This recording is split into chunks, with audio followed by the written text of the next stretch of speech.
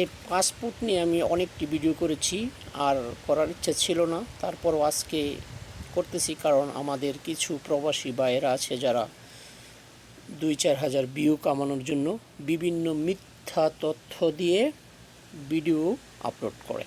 এটা হচ্ছে আমার এমআরপি পাসপোর্ট, আর এটা হচ্ছে ই পাসপোর্ট। এই যে দেখুন, ই পাসপোর্টের এই পাতাটা কিন্তু একদম খুব একদম কার্ডের মতো শক্ত।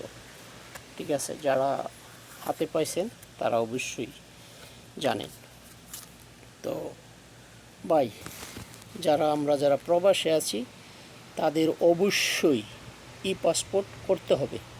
তবে সেটা কখন করবেন, কখন আপনি এম্বাসিতে যাবেন, সে সময়টা হচ্ছে আপনার এমআরপি পাসপোর্টের মেয়াদ 6 মাস থাকতে আপনি যাবেন। যে যাই বলুক, অনেকে মিথ্যা তথ্য দিয়ে কিন্তু ভিডিও আপলোড করে। আমি একদম সঠিক নিজে জেনে শুনে তারপরে আমি ভিডিও করি। ঠিক আছে, এই পাসপোর্টের ব্যাপারে আর কি। কারণ আমি তো আর নতুন না, 5-7টা পাসপোর্ট আমার অলরেডি এই দেশে শেষ হয়েছে। ঠিক আছে, অ্যানালগ পাসপোর্ট দিয়ে আসছিলাম, তারপরে ডিজিটালেরও 3টা শেষ করছি, তারপরে এই যে এখন হলো ই পাসপোর্ট। এটা আপনাকে করতে হবে, যেহেতু সরকার এমআরপি পাসপোর্ট বাতিল করেছে, সেই ক্ষেত্রে আপনাকে অবশ্যই ই পাসপোর্ট করতে হবে। তবে আপনার এই এমআরপি পাসপোর্টের মেয়াদ যদি 2 বছর থাকে, আপনার ই পাসপোর্টের প্রয়োজন হবে না।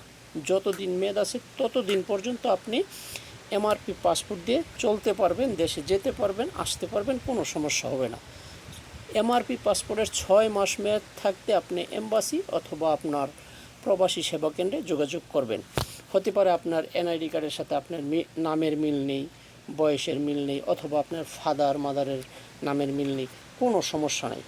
আপনি কারো কথা না শুনে সরাসরি সশরীরে এম্বাসি অথবা প্রবাসী সেবা কেন্দ্রে যাবেন, সেইখানে সকল সমস্যার সমাধান আছে। বুঝাতে পেরেছি? খোদা হাফেজ।